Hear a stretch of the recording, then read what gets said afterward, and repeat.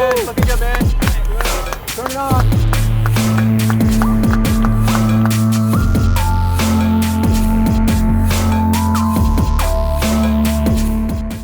All right, welcome back to Wheeland Racing Channel.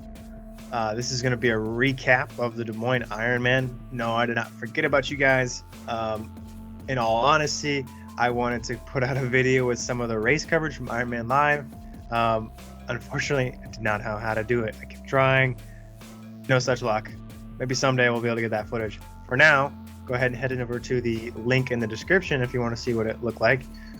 Given that the first, the swim and then the first 56 miles of the bike, I was within striking distance, and so they had me on the camera every once in a while. That being said, a lot of you will probably already know my result, and so I'll be happy to kind of talk you through what I thought about the day, what actions I've taken since then, and then kind of the lead up and lead out to the race. So let's dive right in. So it was a hot one. As predicted, we got our Des Moines mid-June temperatures, conditions, which would kind of be expected. The race was a week prior. We may not have got that heat, but hey, I like the heat personally. Maybe not so much when I don't hydrate enough, but regardless, kicked off the morning with for me, a non-wetsuit swim. So the temperature was 73.8, I believe, which for the pros needs to be 71.8 in order to be wetsuit legal, which I preferred. I didn't want to wear a wetsuit. I wore a swim skin instead, which is kind of ideal. A little bit stronger swimmer, so I don't necessarily get as much benefit from the wetsuit. Still do, but yeah. Kicked off at 5:30 a.m. Pretty early start. This kind of runs parallel with Maine 70.3, which I did this past year. I think we were 5:45, so it wasn't too too much out of the scope compared to what I've seen in the past. But still bright and early, especially for waking up I woke up at 3 a.m. to put some breakfast down, get a little shakeout, and get ready for the race. That all went smoothly. Got to that start line with plenty of time this year. Last year's 70.3, I was just cutting it super close. So I was glad I didn't do that this year. But yeah, swim kicked off good. I used my kind of get out speed to get into a good position. I was probably sitting in, like third through the first 100, 150. And then I started to feel a little bit of oxygen deprivation, and I was starting to have kind of a panic attack, but I've learned over the last few years how to handle those things, because they used to be an issue for me, because I get out fast and I use my legs, and which takes a lot of oxygen, and I know I won't drown, but I just start to feel like I'm going to. So I sat there. Once I got to that state, I usually will close my eyes. It's the best way for me to calm down. And I'll just focus on long, strong arm strokes. And given that the first turn buoy is usually at least like a 500 away, I usually can get away with that, especially if I've got feet in front of me too. So I really just trust the person in front of me, because my eyes are closed. Once I kind of settled back into a rhythm, I realized that I was on Andre's feet, Andre Lopez, and so I just kind of stayed on his feet through the first two turn buoys. As we came out of that second turn buoy, he did decide to put in a move. I watched one of his YouTube videos afterwards. He said he had a group on his feet and he decided to make that move, and I mean he made it hard, and I lost his feet, and unfortunately I didn't make that up right away. But again, I was still trying not to overextend myself and send myself into that panic mode, and so I just kind of accepted it as it was and set back into my pace, because I knew I had people on my feet, and I know I was still towards the pointy end of the race. So that was good. After the second turn, or the third turn buoy, Matt Hansen, who was on my feet, realized that I lost Andre, and so he decided to go around me with a hard move. Once again, didn't quite cover it, which is something maybe I can work on, but I still kind of stayed in the moment. I knew I still had people on my feet, because I still felt people touching my feet. We came over that peninsula the first time, and then one of Elliot's supporters yelled at him that he was sitting, around 5th place. And so if he was sitting in 5th place, that meant I was sitting, pretty good. And being I was the one in 5th place. But so I pulled him, Takone, and myself through the second lap through the age groupers. It was kind of fun, a bit of maneuvering. Really didn't have a whole lot of trouble getting around them, so that was good. Maybe only accidentally dunked one person, so I was trying to avoid doing that. But yeah, so came out of the water in 51:51, 5th place, which for those of you that watched this previously or heard an interview, I said I thought the best that I could come out of the water was going to be 8th. So to come out 5th and feel really good about it, I was stoked. I had a great transition 1, even though I really hadn't done an Ironman, so I did not know exactly how a transition worked. I did a bunch of YouTubing and searching to try and exactly figure it out, and it's still kind of like a little bit of a question mark. So figured that out, got out with the second fastest T1, and I was in 5th place at this point.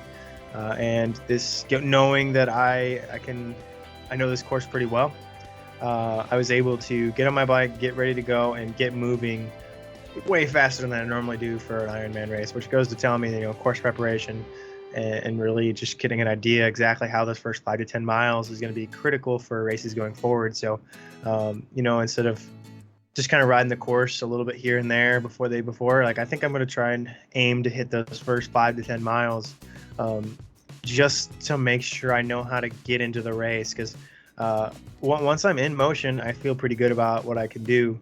And it showed. So we got through Waterworks Park, out on Veterans, and then over to Boonville, and I was still with the group. It ended up being that group with Takone and Elliot Bach, and so we worked together for the first 56 miles.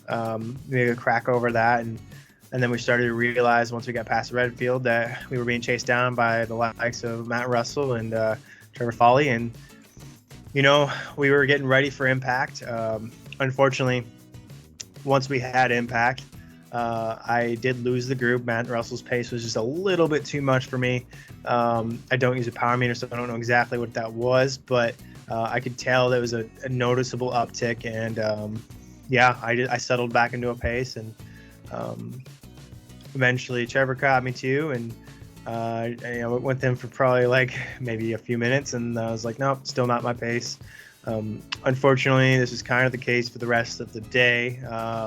When I did have some people catch me, tried to stay with them for a bit, but I think I was at this point pretty underfueled. This is around that 5-hour mark, and while I have done 5-hour rides, it just the whole scope of the day, I was just not ready fuel-wise. I had adopted a strategy from my half Ironman, which meant that I was sitting there with a Martin every half an hour, which is about 25 grams of carbs every half an hour, so 50 grams of carbs every hour.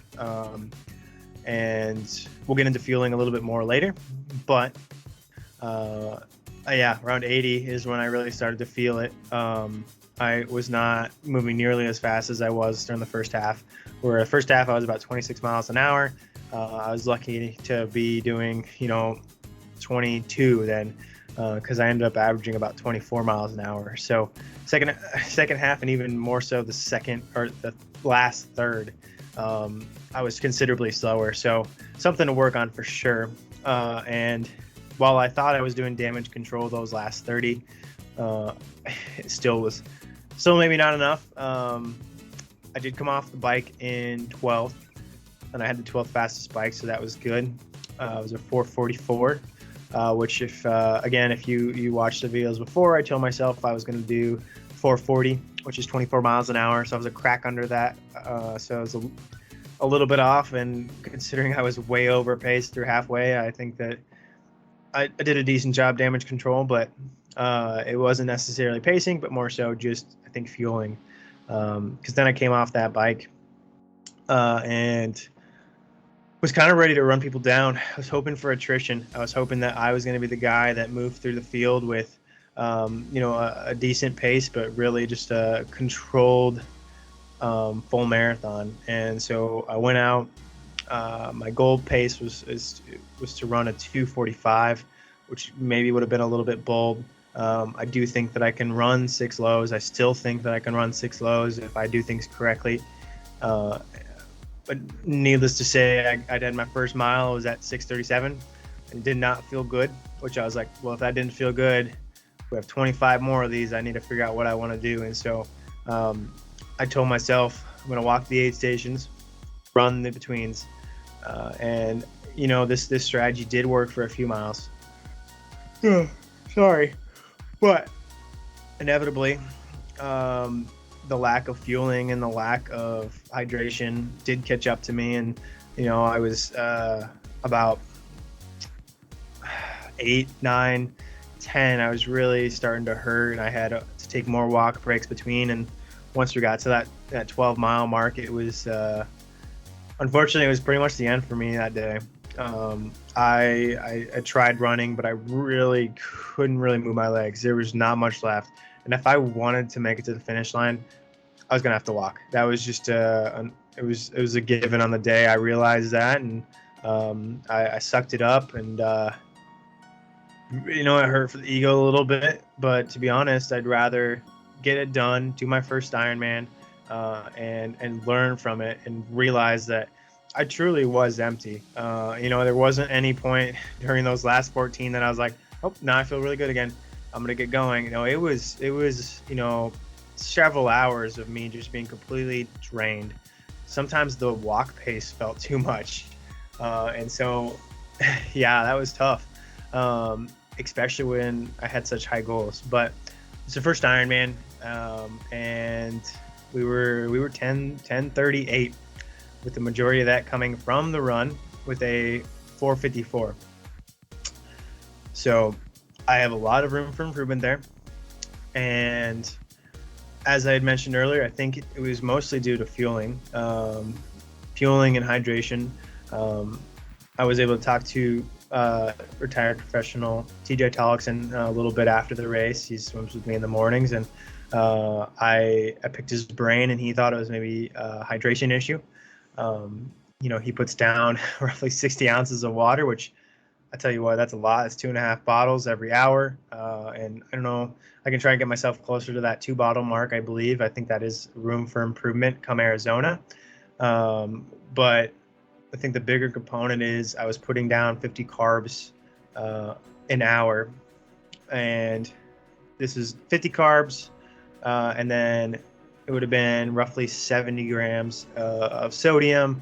And I just think that it was not quite enough, unfortunately. This strategy works really well for me when it comes to a half Ironman. I do a Martin every 30, and it just works just fine. And the reason this probably does work is I come with a natural storage of about 643 grams of carbs. But unfortunately, that does run out if I'm running at a rate of 120 carbs an hour or something to that effect. All of a sudden, I have nothing left. I hit that 5-hour mark, which lines up pretty nicely with where I hit the wall in a race. Sorry, twice in one YouTube video. Anyway, with a half Ironman, I'm only out there for 4 hours, and so I don't necessarily hit that wall. And so this is something I'm kind of carry. I'm still trying to debate whether we go to a, is it a gel every 20 minutes? Is it a gel every 15 minutes? Like, this is something I'll work on over the next few months as I get ready for my next Ironman, which is going to be Ironman Arizona. I mentioned that a little bit earlier, but November 20th, I'm going to take a crack at it. It's a little bit flatter course. Also gives me enough time to get ready. And so at the beginning of the week, I had 161 days until Ironman Arizona. So today is Saturday. I'm probably releasing this on Sunday, but so we're 1 week into the Ironman Arizona build. This week is pretty low. I take my transition weeks pretty serious, and the fact that I just kind of have fun with things. Maybe I'll, like this week I did the Corporate Games 800 just for fun, and yeah, that was a good time. But I won't really take things too seriously. I have under 10 hours for sure. Come the end of the I really thoroughly enjoy. I did it last year. I enjoyed it. It's a good crew. So I'll be doing that as I build back into things. So it'll be a little bit heavier week, but still nothing too crazy. I have quite a few weeks left now. No need to rush into it, especially just kind of to backtrack the few weeks leading into Des Moines Ironman. I never want to leave these out as excuses, and I think I did everything I could to combat them, but I didn't feel the greatest as far as just, I wouldn't say I was under the weather, but I definitely was dealing with some breathing and some nasal issues the 2 weeks prior. And this could have been in part due to a few different factors. I had a really good week after Chattanooga, and probably maybe too much in terms of effort. And then off the back end of my last big workout, which was a 100-miler that I did push pretty hard. So, in hindsight, putting a race this close together maybe would have been my downfall and why I was a little bit under the weather. But nevertheless, maybe it was just a way to get a better taper. So given that I had a few light weeks leading into the Ironman, I want to make sure I don't rush things back because I don't have that back end base. It's been, this is going to be going on week 4 of lighter stuff. So we'll build back into it next week. And I expect things to, be fairly consistent. We're still going to be swimming with the Masters in the morning. I'll still be running with a few Run Ablaze peeps in the evening. Going to try to hit a few more bike practices. I'm still going to try and keep, the threshold work and the sweet spot work with Trainer Road, but we're going to try and get a few more chain gangs going, just to get me used to riding people a little bit, and also just make it fun because I do enjoy riding with those people. So expect me to hopefully hit some Wednesday nights or some Saturday rides where I, if it's a long ride, I might as well go hit REI for a bit and then come back and add on and get my numbers in. So yeah, it should be fun. I'll probably be documenting this build to Ironman Arizona. So I hope you're still excited to follow along, and hopefully we'll see a big performance there. Yeah, not a whole lot else. I'm honestly not too down about the race. I gained a lot of knowledge. I got to experience my first Ironman. I finished. It may not have been anywhere near where I wanted to, but sometimes you don't get what you want. But as far as an A race goes, it did its job. I built up. I had a really good build the last 7 months, and we were fit. I think fueling aside, we were the fittest that we've ever been, and so that's what you want. You want to come in with the experience and the fitness to carry you through the race. Just hopefully your plan is a little bit better than what mine was. But yeah, so I want to give a special shout out to everyone that was out there on the race course. I really felt the love out there, and even those that weren't on the race course. Just everyone who DM'd me or reached out to me or has supported me throughout this build. It's been amazing. I kind of kick-started these YouTube videos just building up to Des Moines, and we've come a long way. And yeah, I'm excited to see where this goes. I think that's it. Let's just keep plugging along. Kudos to all that raced. You are awesome. I think that just finishing, and even those that weren't able to finish but had were out there all day, I think you guys are awesome. Really impressed, and we got some big things coming. So stick with me, and that is going to be it. Signing out from Grays Lake. Talk to you later. Comment, like, subscribe.